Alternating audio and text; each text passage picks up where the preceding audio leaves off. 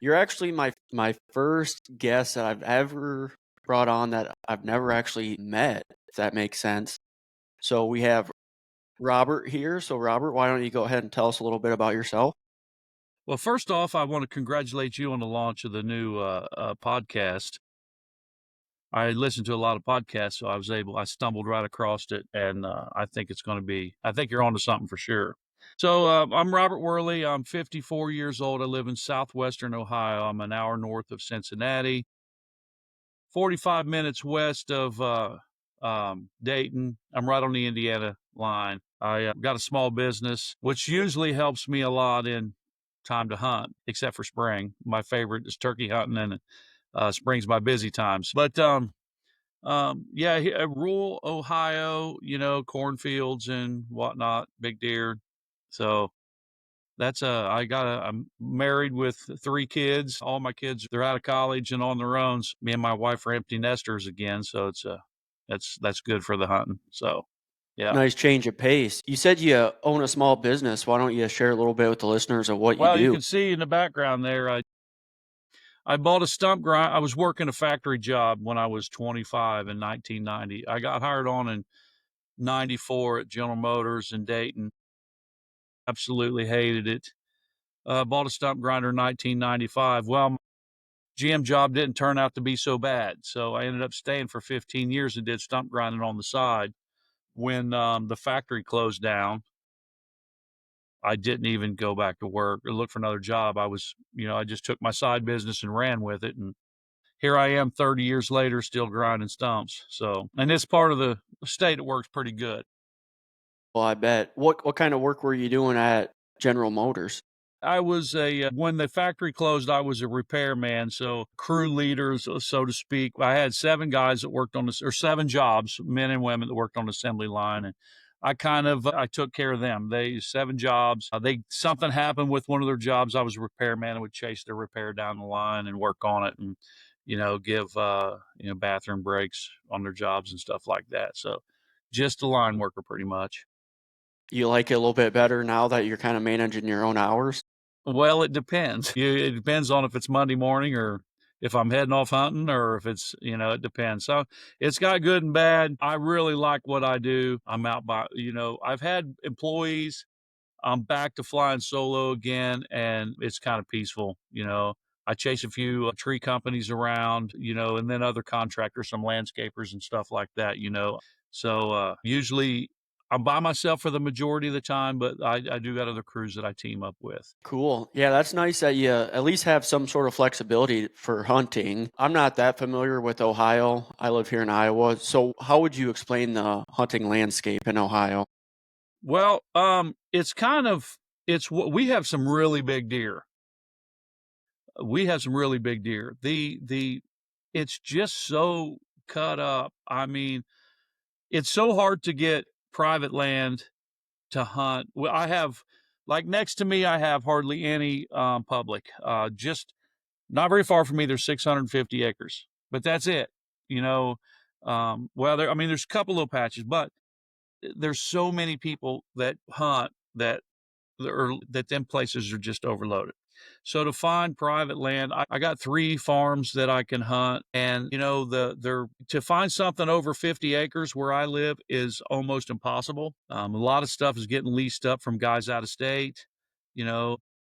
So I'm fortunate that I have a few farms to hunt. I have some farms that I've had some really good success on. I got a good deer farm. I got a good turkey farm. So I don't really hunt the public, but I do now that I'm a little older and got a little more free time. I travel a little bit. So like I can travel to the east side of the state. There's a lot more room.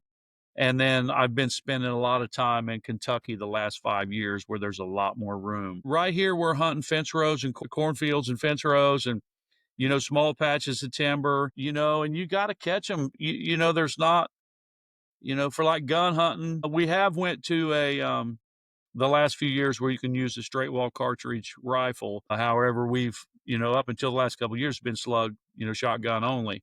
The small patches, you just got to learn how to hunt them. It's a lot different than out west or down in Kentucky or places like that. There's just not as much room. there is big deer. There's big deer. Can you kind of describe or paint a picture of the landscape in terms, where I hunt, it's pretty flat and square mile sections. What about where you're at? No, it's not quite like out there where it's flat and square. It's really cut up. You'll have the north and south roads and east and west roads, and then you got diagonal roads and country roads that just do this all over the place. So the properties are really cut up. I got my favorite deer farm is 78 acres, but there's only like I'd say there's 8 of it is woods. The rest of it is tillable, but it's the most productive, deer farm that I have. I have great success on it. I'm to the point now. My dad took me out and introduced me to the farmer, Mr. Brubaker, when I was 10, and I still now he's been gone for a long time, but his kids fortunately still allow me to hunt. It's a farm I've been hunting on for 44 years now.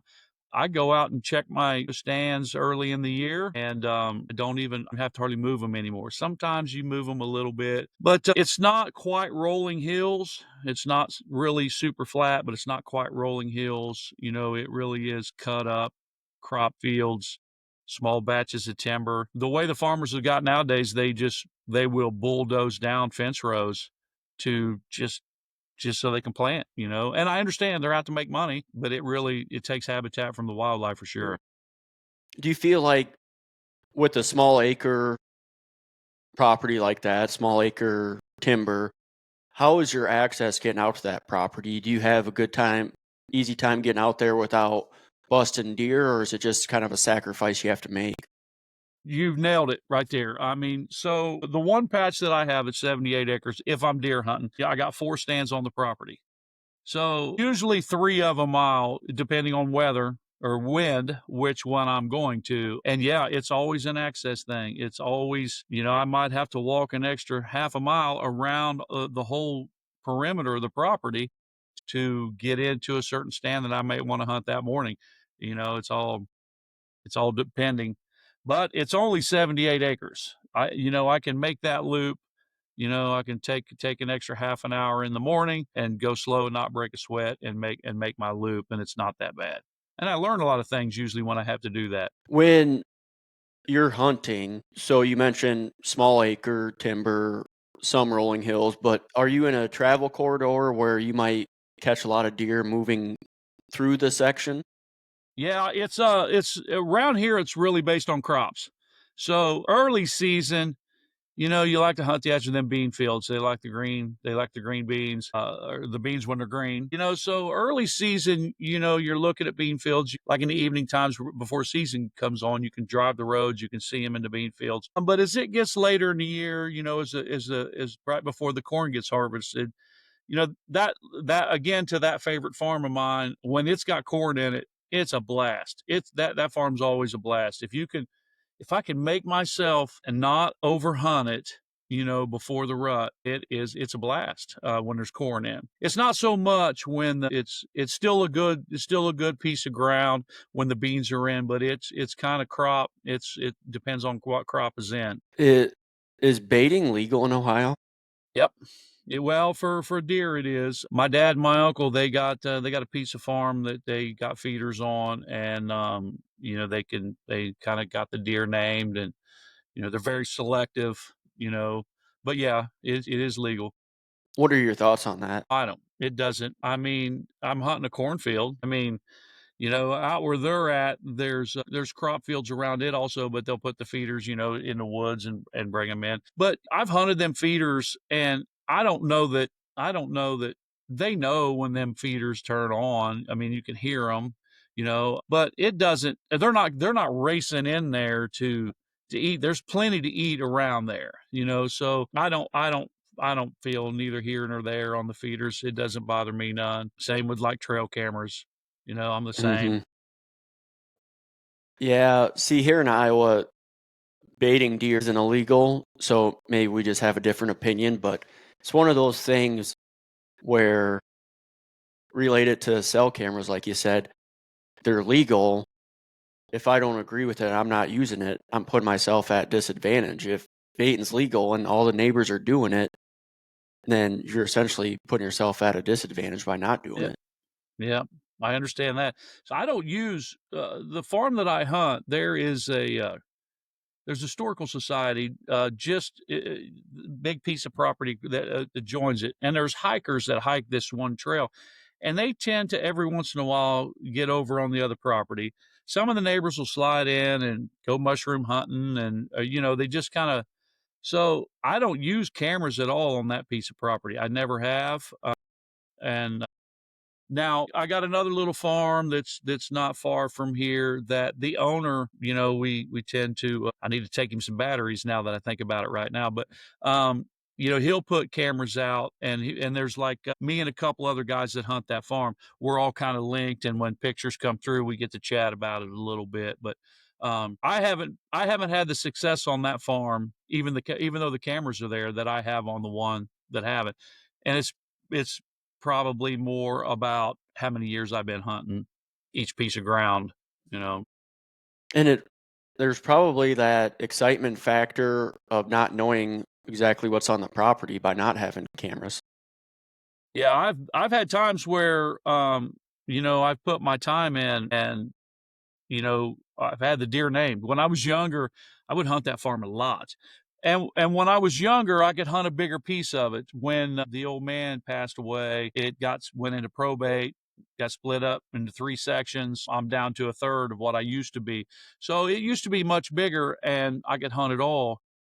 I had the deer named, I had a little forkhorn and half rack and, I had them named. But when the rut come in, there was deer that I'd never seen before, does and bucks that I'd never seen before, which I'm sure that's probably pretty normal nationwide, I would think.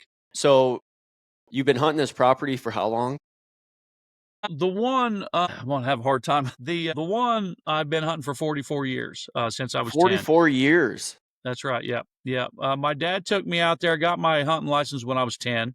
My dad took me out and met me or introduced me to Albert Brubaker. And and then, he passed. His wife was around for a while and then she handed it down to one of the kids. And, which the kids are probably, maybe 15 years older than me. So they're probably close, around my parents' age or, a little more than that, I would say. But, yeah, for 44 years, I've been hunting that piece.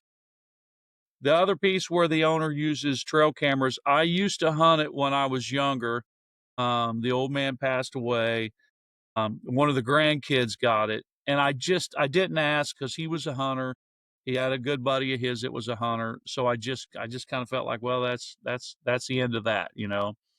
And then I don't know, 5 or 6 years go by or maybe a little longer, and he reached out to me and he's like, "Hey, if you wanna come down," and it started with turkey hunting. He said, "If you wanna come turkey hunting, you come turkey hunting," 'cause I was very I did very well turkey hunting down on that piece of ground, and, yeah, he let me in turkey hunting, then he's like, "If you wanna come deer hunting, come on back down," so There you go. yeah, it was awesome. I grew up I played I knew his dad pretty well, and I kinda watched him grow up. I just didn't wanna I just kinda just didn't bother, asking, and I really do appreciate him for letting me back in down there.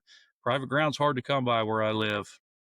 Yeah. Exactly. So you started hunting when you're 10 years old. Do you Yep. remember how you got started hunting? Was your dad a Oh, hunter? yeah. My dad's, modern day Daniel Boone. Really? Oh, yeah. My dad is 73. Him and I just went to Kentucky last weekend for the opener of turkey season. He don't get around like he used to, but he still gets around better than most 73-year-olds. I had him busting ridges down in Kentucky, chasing gobblers. But he got me involved when I was 10 years old.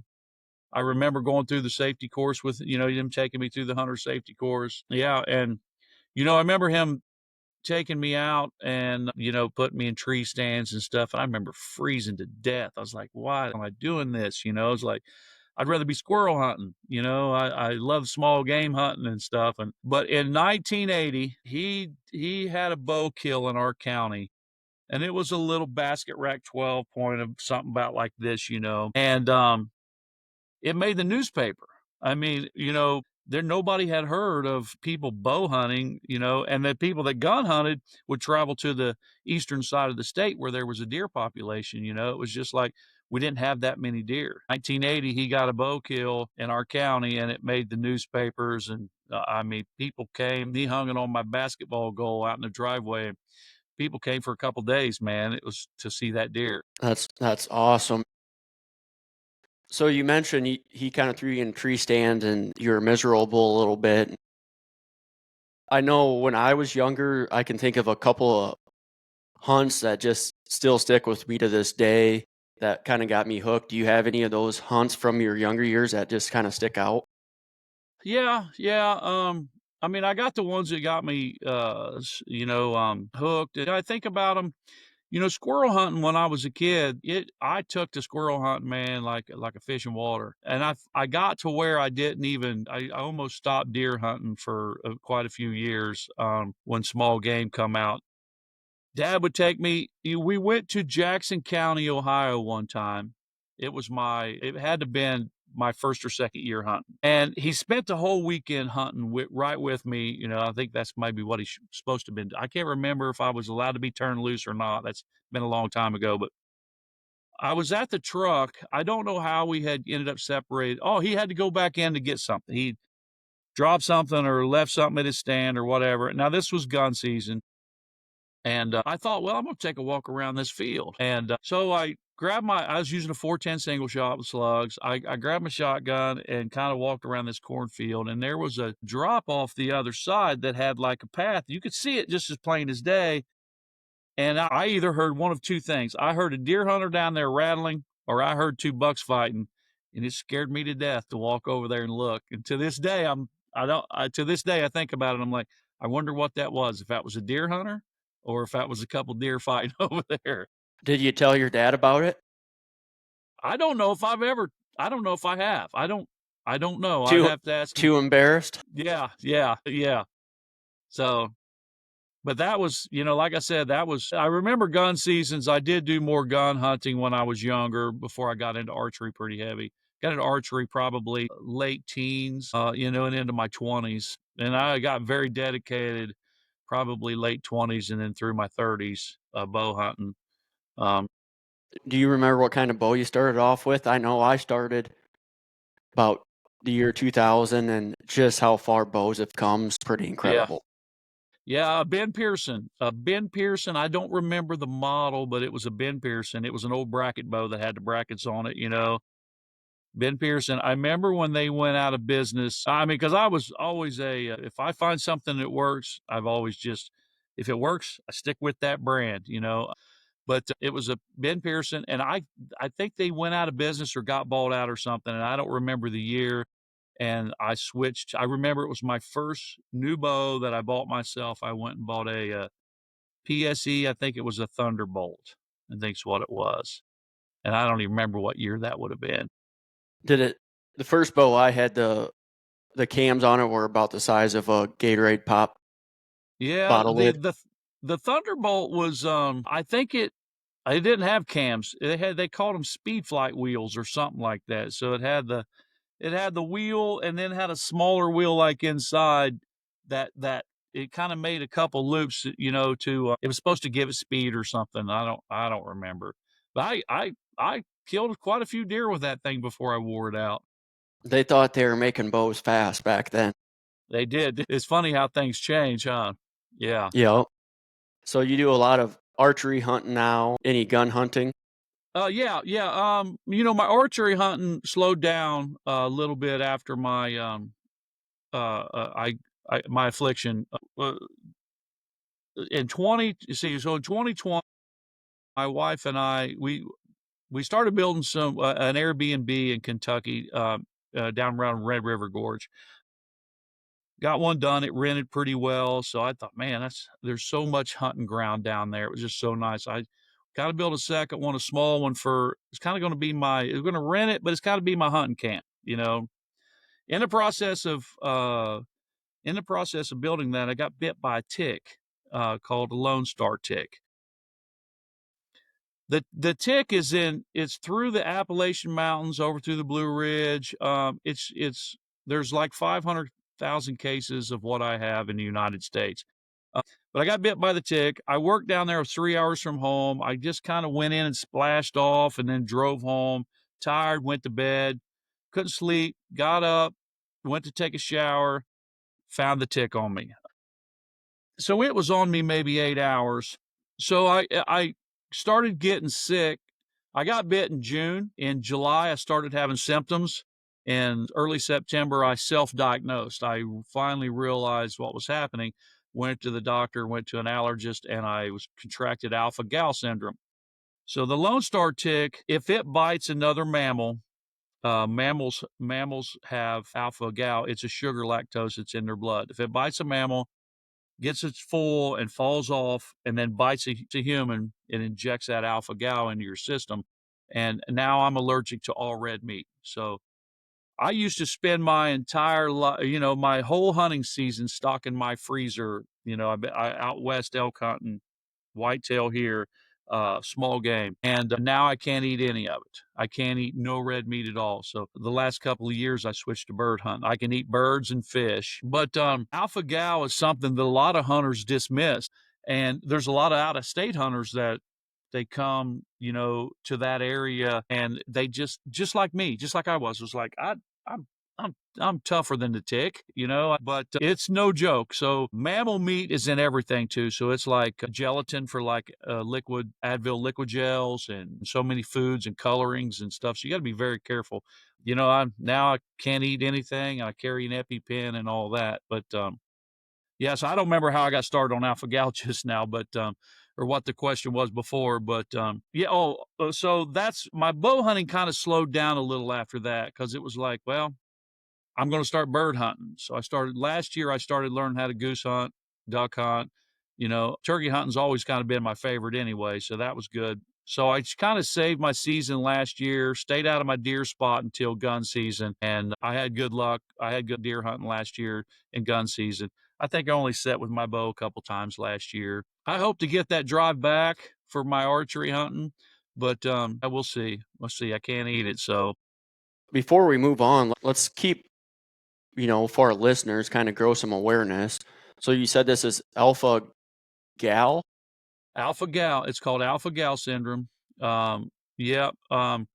So the Lone Star tick it's a really small tick and it'll have a white speck right on its back. And the females are the one with the white speck. And some people say you can get it from other ticks. I don't know one way or the other, but it is a known fact that the Lone Star tick does cause the alpha gal.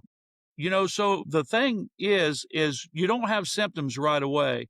So it's a delayed reaction because it's got to start through your digestive system, the food, and then before you start having reactions. So I would eat supper and would be fine.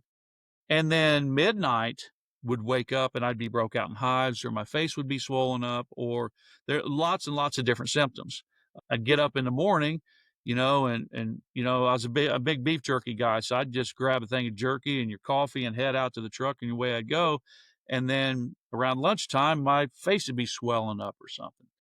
So it was hard. It's a hard to diagnose because of the late delayed reactions. I use anybody that we just got back from turkey camp last week. There was 4 of us, my dad and I, and then 2 buddies at mushroom hunt.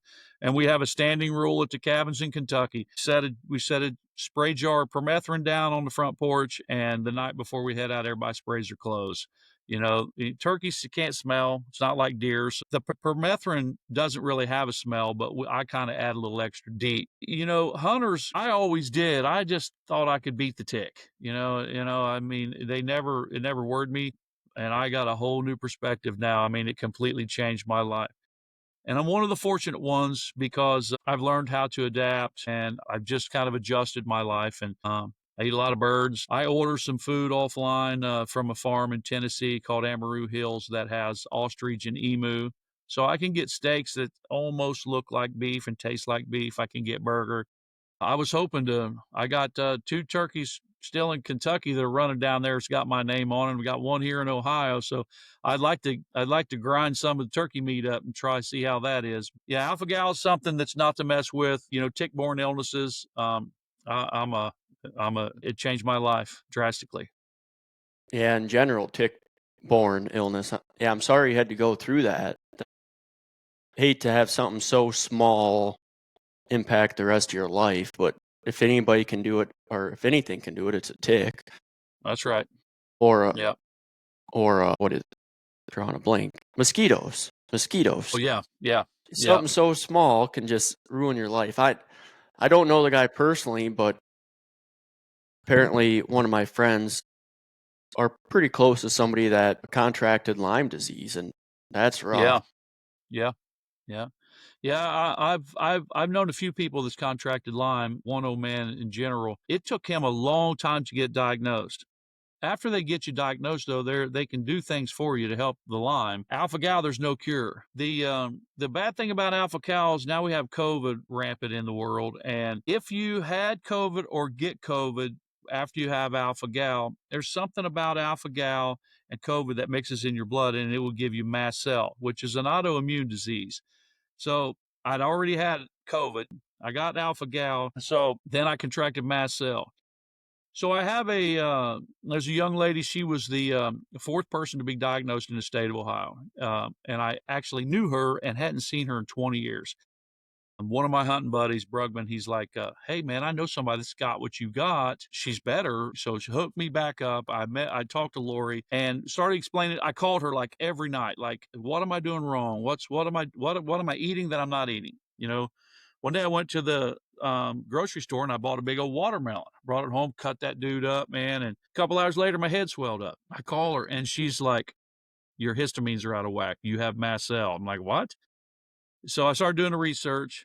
So now I take a histamine tablet every day. Mast cell's controllable if you stay on it. I take a I take a Zyrtec every morning, every other morning, and then on the other off mornings I take a Pepsid, and it controls my histamines. Your body, histamines in your body is like a bucket, and that bucket is like on a teeter. When you fill that bucket up with histamines, it don't just trickle out; it'll dump that whole bucket. So you just flood your body with histamines. Histamines will attack your fat cells and all that stuff, and that's where your alpha gal is stored. So the histamines will throw you into a reaction when you didn't eat contaminated food or eat meat or something or cross contaminated food or something like that. So I'm one of the fortunate ones. Some people out there are really, really bad shape with alpha gal. I've learned how to control it. There is some treatment. It's kind of voodoo. It's acupuncture. Some people go get acupuncture and it kind of camouflages your body it kind of fools your body that you don't have it. My friend Lori, she did it. She went back to where she was eating small portions of meat again, but she got COVID.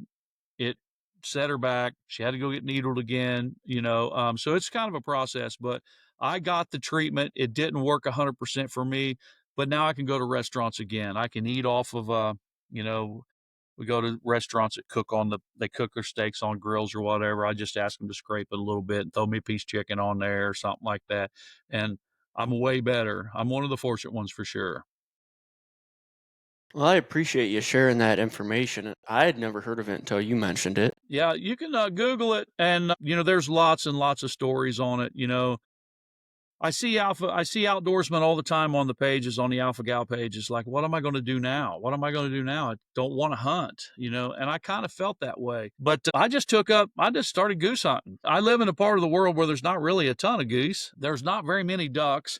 So I feel like I'm starting all over, finding places to hunt. My deer farms, my turkey farms that I hunt, they don't really carry any goose or ducks. So now I'm out knocking on doors again at 54, trying to find places. I got a couple places close to where I live. Last year we had a successful year. I probably killed a dozen geese, maybe, which I sent you some pictures of. I got my befores and afters. But I'm back to deer hunting. Like I said, last year I shot a nice buck. I did that during gun season.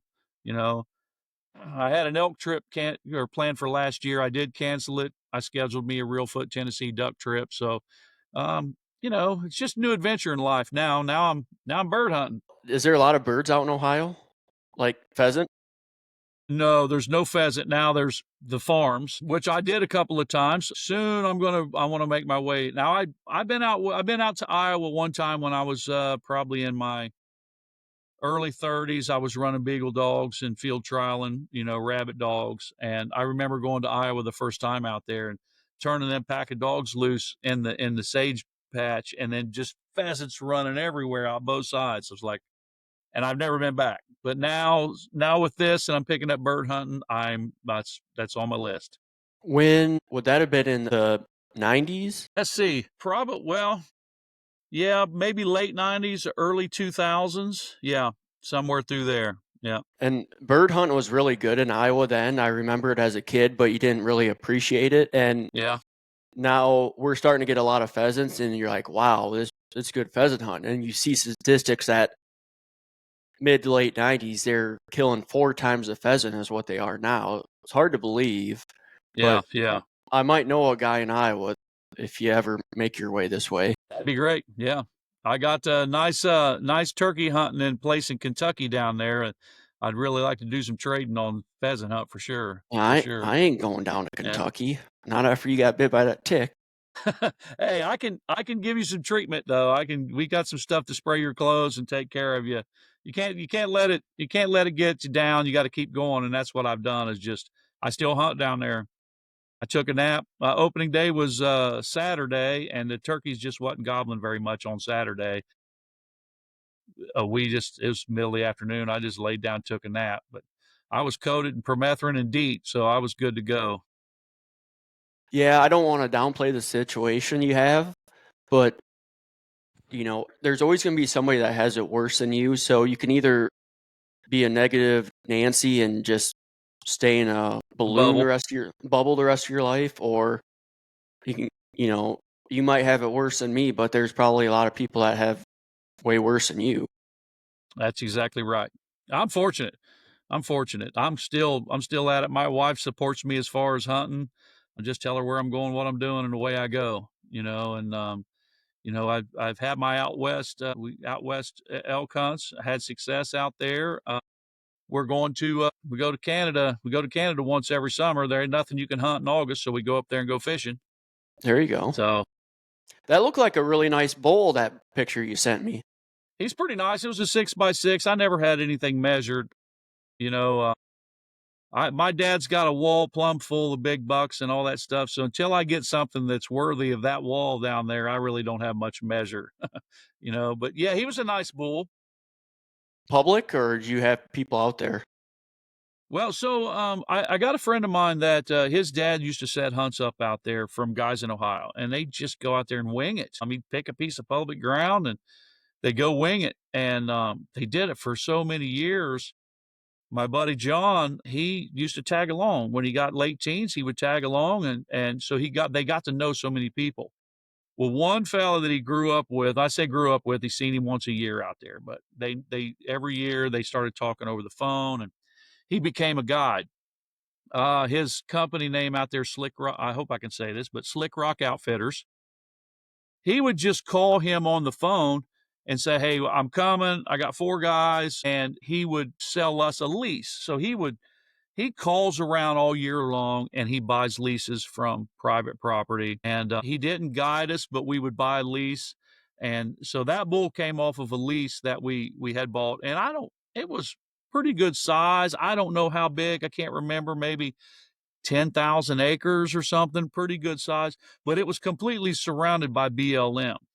So you got hunters piling in from BLM all over, and we had this little, piece of wonderland right in the middle. But this section we was hunting was right on the Utah state line. If you cross the road, you're in Utah. It's just an old gravel road. And that unit in Utah was a high points draw unit because there was a lot of trophy bulls. And we just got fortunate. We're fortunate to know John, that John knows the guys that he knows to help us get in out there and hunt some good spots out there.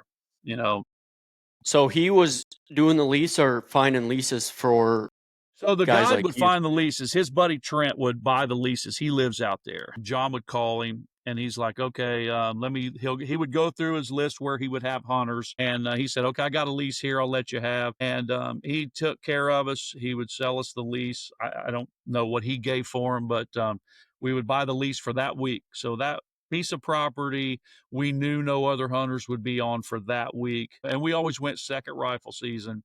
And that particular one that year was, it was down by 4 corners. So like I said, there was some nice bulls on that. We took 2 nice bulls off of that, and then 2 of the fellas harvested a couple nice, mule deer on that same trip. Elk is definitely on my wish list. That's outside of anything I haven't hunted yet, elk would be number 1. Yeah. Well, I haven't been out there archery hunting when they're just screaming. And that I love turkey hunting so much. Turkey hunting's my favorite. I want to go out there and chase them archery hunting just because I want to call them. I want to work them. I want to be on the move. I love running and gunning. It's my favorite thing to do, and out there there's just so much more room. You could go for days. And so that's high on my list. When we're out there now, I've heard them bugle out there in the second gun season, but it's not like they're chasing like the whitetail do here. I want to go in a rut, which I think is like late August, early September or something like that. Better be in shape when you go out there. You're not kidding.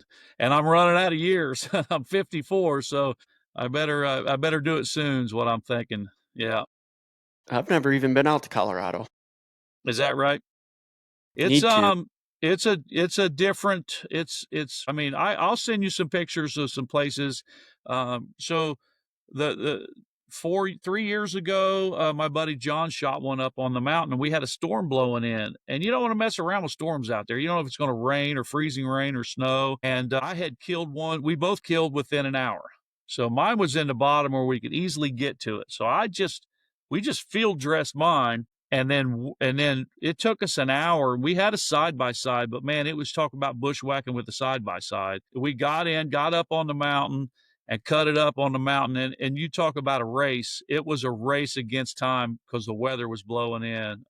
And what fond memories, man. Let me tell you, cutting that bull up on that mountain was as good as anything. It was as good as killing mine. Was as good as anything that I had done. It was absolutely incredible. Just the surreal feeling of butchering this animal that you harvested and the view around you, is that kind of what you're talking about? Absolutely, man. It's exactly right.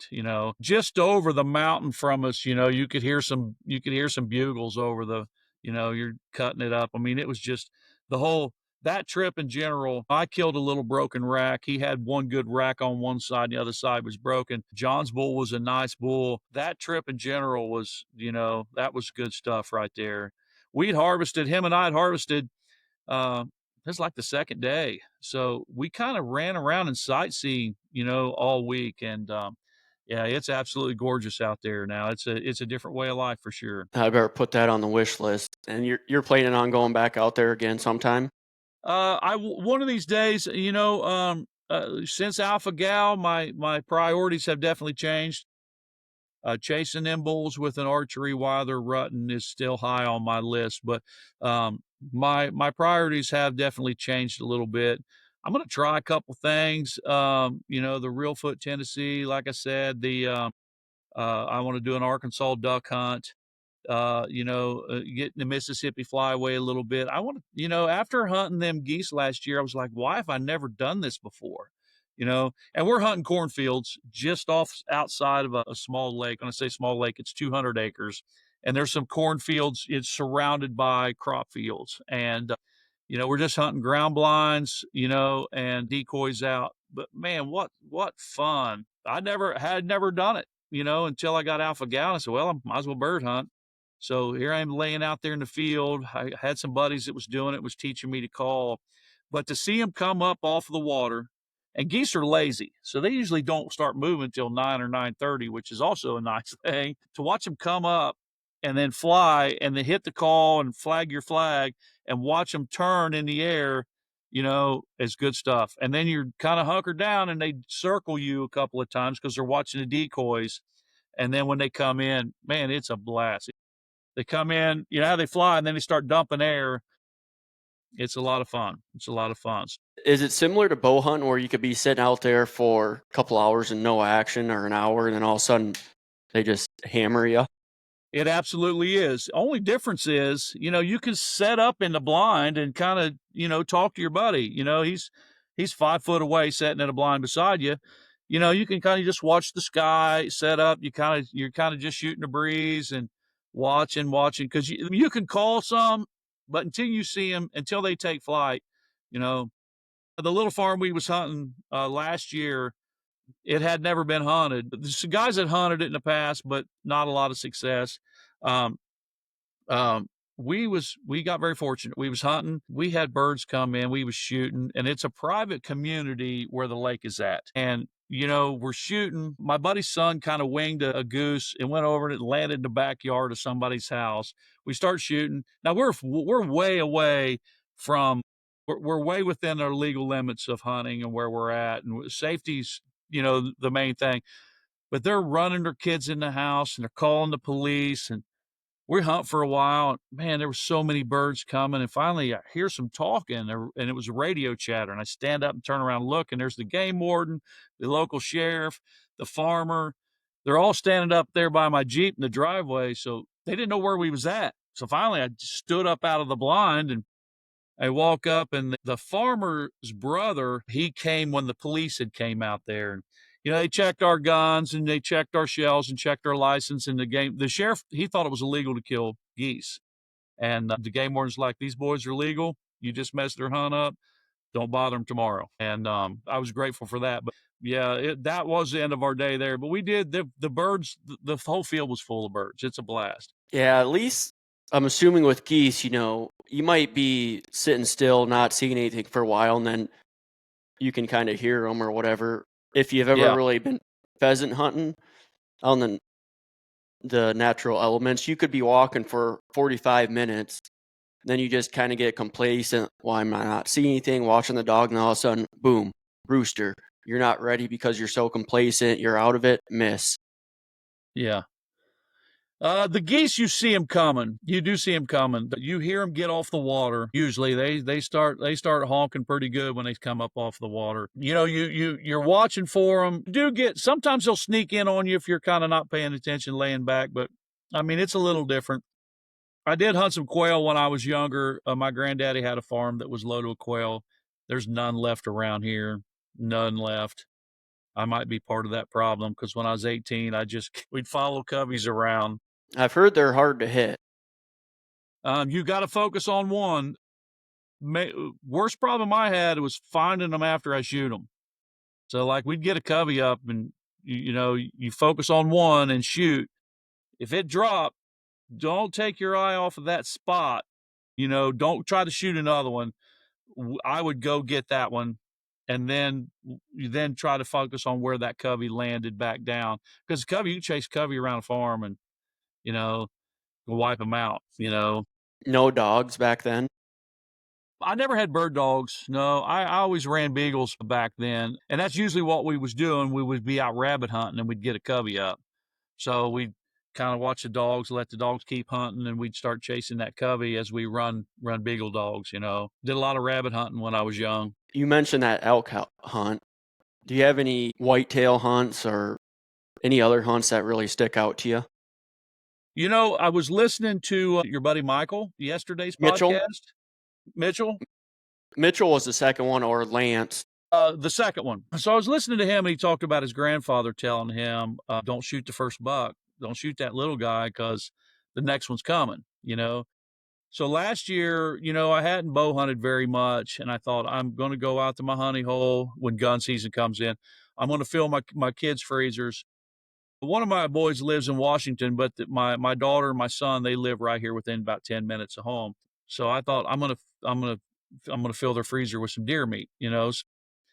I I was setting. It was opening day of gun season.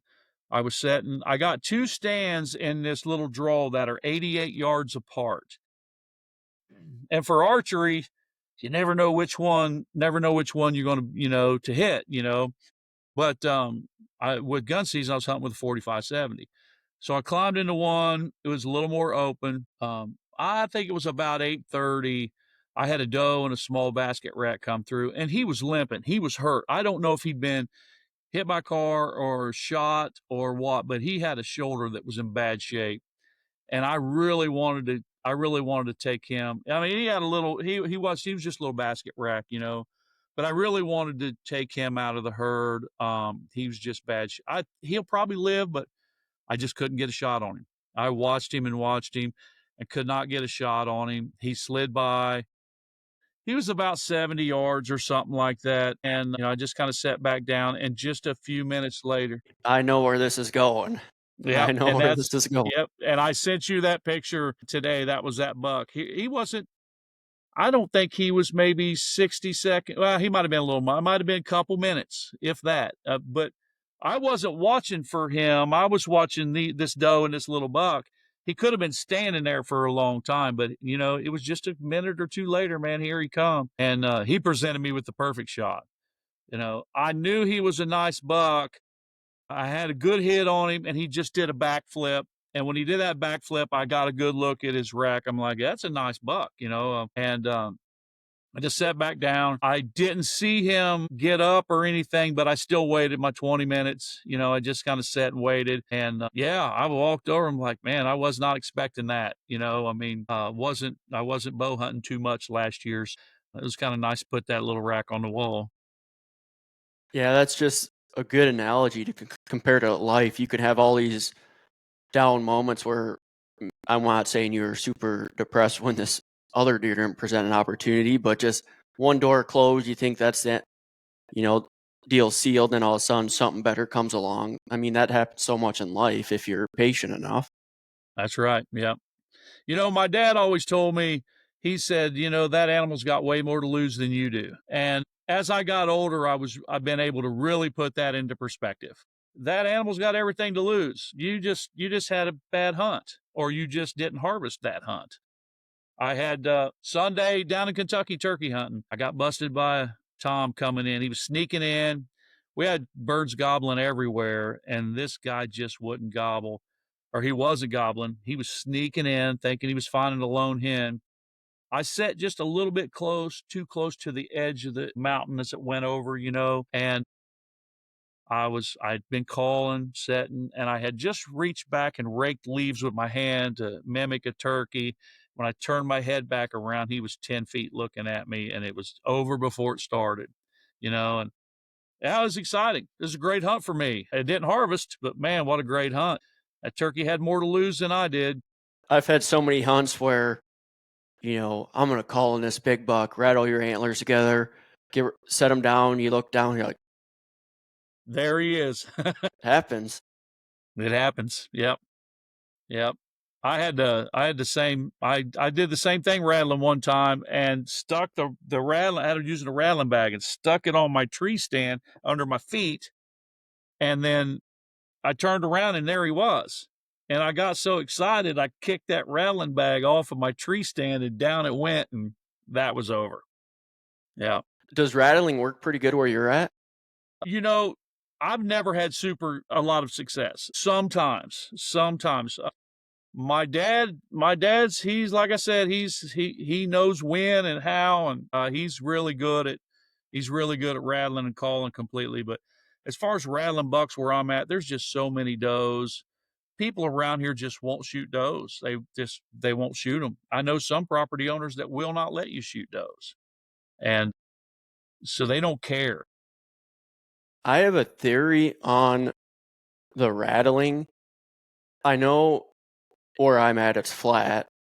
And when I was younger, I didn't have any patience, so I would blind rattle and it'd never work. And I wonder, just as flat as it is and the visibility in certain areas, if they hear rattling and they can kind of see where it's coming from, but they don't see any action, they're not going to come in.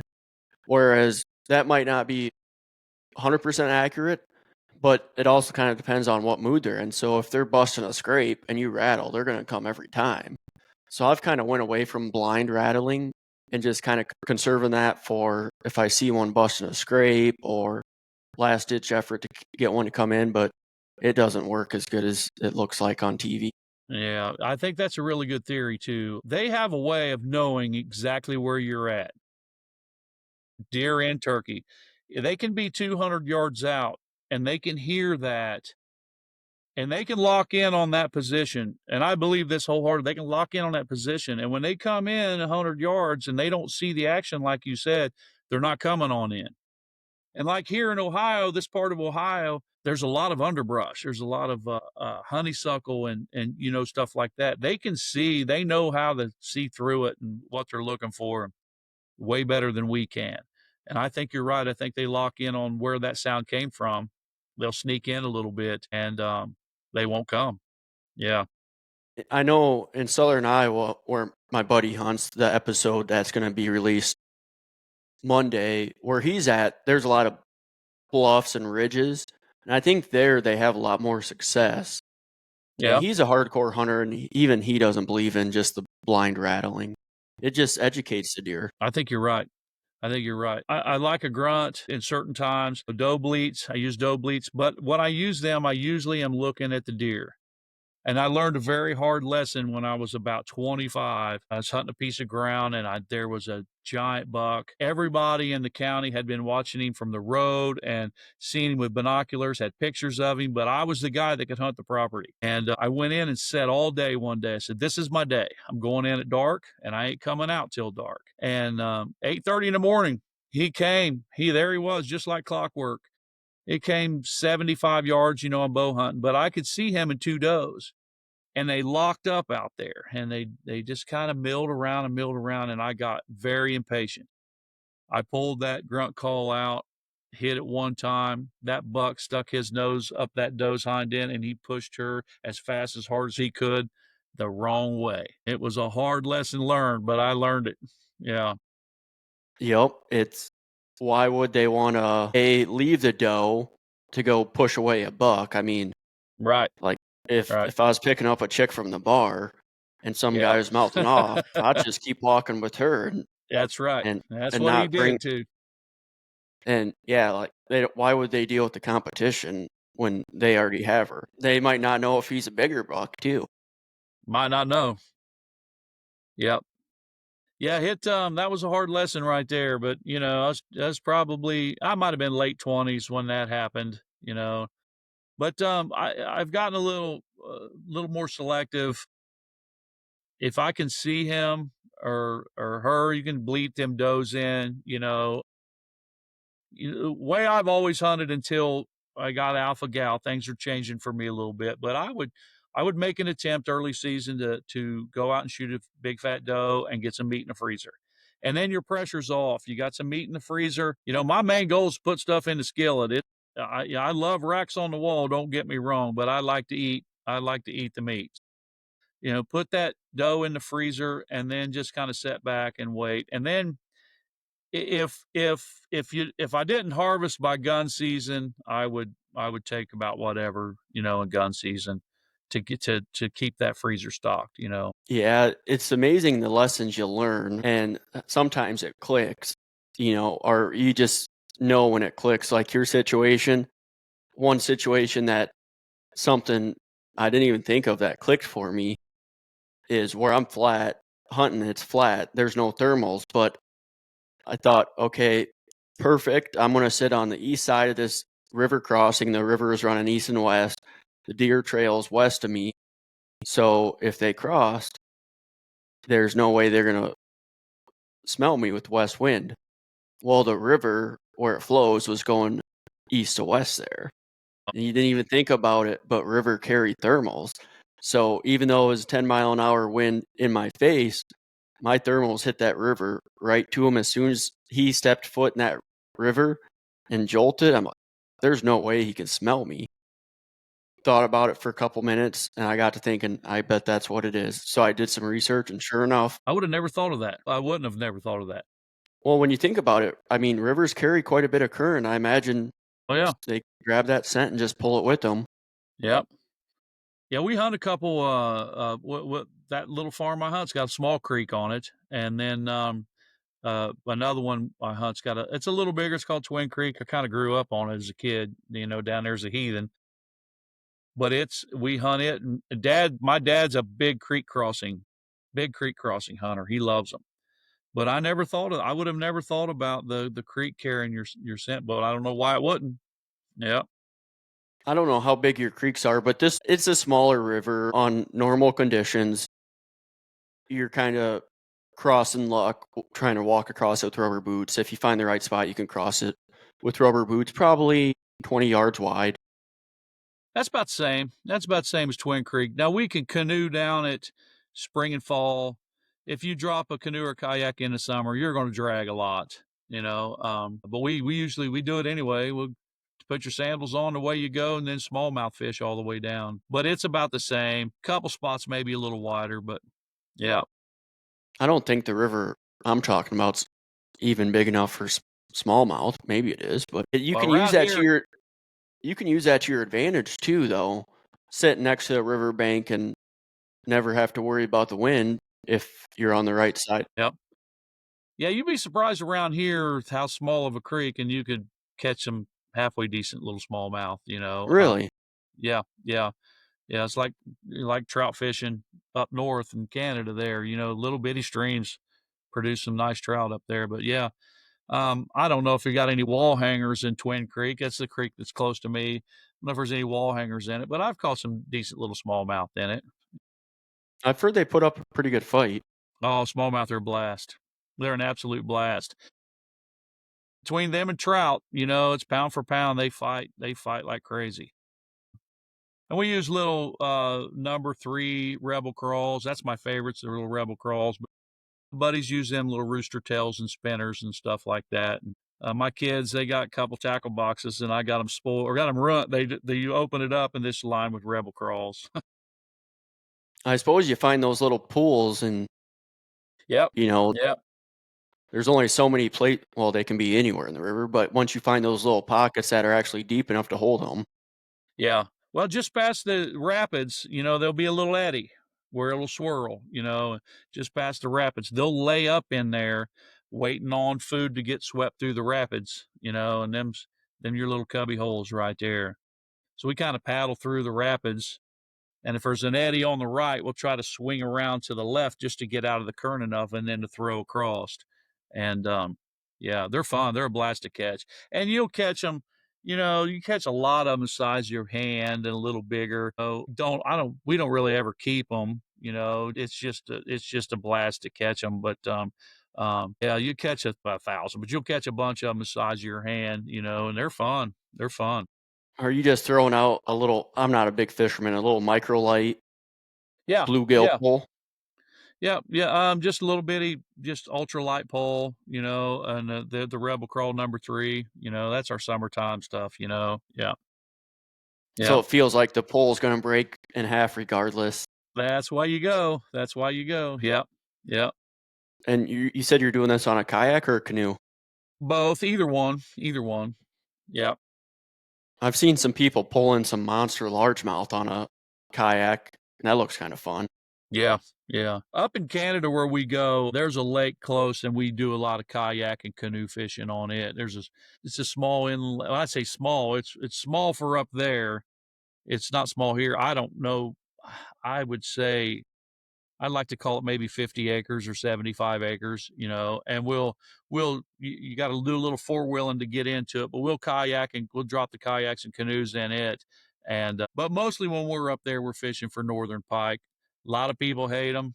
They say they're all slimy fish, but we eat the heck out of them. You learn how to clean them and cut the Y bones out. They're awesome. They're awesome. I bet that put up heck of a fight. Some do, and then some of the big ones will surprise you. You'll hook a big one, and it'd be like you just drag them right in. It's like so you never know. You never know. Some of the smaller ones fight better than the big ones. Yeah, More agile. that's it. Yeah, I've been after that 40 incher my whole life. I'm 54. I've been after it my whole life. I took my wife up there for the first time maybe 15 years ago. She jumped in the boat with my dad. Me and my son was in another little boat, and I think she fished about 2 minutes and truck in a 40 incher. And she ain't never let me live that one down. Yeah. I bet. She's got that in her Yeah. back pocket, doesn't she? She does. Yeah. Yeah. Before we wrap this up, I like to ask my guests. We shared some good stories, but let's hear some embarrassing stories. You have anything? I do. I've been thinking about this for a couple of days. I want to tell you, I got two. So remember when you was talking about in your first episode about shooting arrows up in the air? I was Little I arrow was roulette? Yeah, arrow roulette. So I was man, I was young. I don't know, probably around 10, 12, something like that. We lived in a small town called Gratis. It wasn't very big, and we'd get out in the back. My dad had targets in the backyard, and everywhere we had targets, they was safe. But when he wasn't home, we would shoot them in the air. Well, we shot him in the air one day. Our neighbor was mowing his grass, and he was very good about wanting his stripes just right in his backyard. Well, from fence to fence, it was probably 40 yards across. So he went up, spun around, went to come back. There was an arrow sticking in the path where he had just went up. So we was in our backyard, and I shot him up. We scatter, and it landed just after he went by mowing grass. And when he turned around, there it was. Yeah, he told my dad, and I was in pretty big trouble that day. But you telling that on your first episode, you was talking about that. I thought I'd throw that at you. Interesting things as kids, looking back now, why would anybody be dumb enough to do stuff like that? But you're kids, it's amazing some of the stuff you do and don't even think about it. Yeah, I know. And it's something to watch that arrow go up and out of sight, and you don't know where it's at. We just scattered. Go run for cover. When I shot that one up and I was watching the air we're on gravel, and you can tell if somebody's walking or running on gravel. All of a sudden you Yeah, hear my brothers like, run. everybody's peeling out. Yep. Yeah. So, another kind of embarrassing story that I have. So, me and four of my buddies, we did this hunting trip every year, archery season. We would travel to southeastern Ohio to another county. Ohio's kind of been broken up into zone sections, or they label their counties as a 1 deer, 2 deer, or 3 deer county. So we would travel to the eastern side of the state where there was more deer and more opportunity. So a shout out to my boys too, D. Ray, Jeff, and Brugman, guys that I've been hunting with a long time. We got a new scraggler, Roy, that's kind of jumped in with us. But so I had shot this small doe, was hunting the edge of this briar patch. And when I say briar patch, this thing was 10 acres. I'd say 10 acres, maybe 5, but it was big and nasty briar patch. Well, I had shot this little doe, and she went straight into that briar patch. I watched her crash. I knew she was dead. It was a little while before dark. I gathered my stuff. I headed over there and I field dressed her. Got my pack looking for my flashlight, and I didn't have it.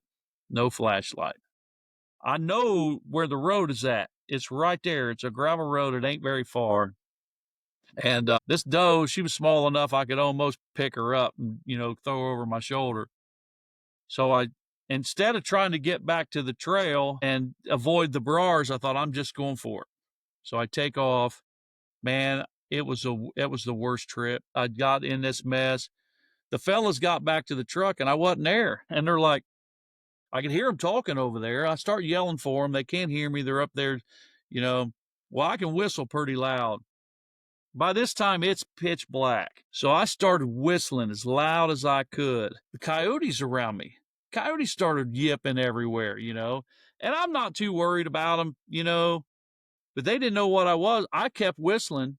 Well, when the coyotes started, yipping and barking, my buddies heard the coyotes and they stopped to listen to the coyotes. Then they heard me whistling. So I'm trying to get to this briar patch, and then they can hear me. I'm like, I need some help. I need a flashlight. Well, when I said I need some help, they thought I was hurt. My buddies start plowing through this. They was coming to my rescue, man. God love these guys. They was plowing through this to get to me. And before this happened, the coyotes literally, I'm not kidding you, had surrounded me and was yip, yip, yip, yip. They thought I was a meal. When I started talking, I was yelling for them guys. The coyotes booked it after that. They get there with their flashlight.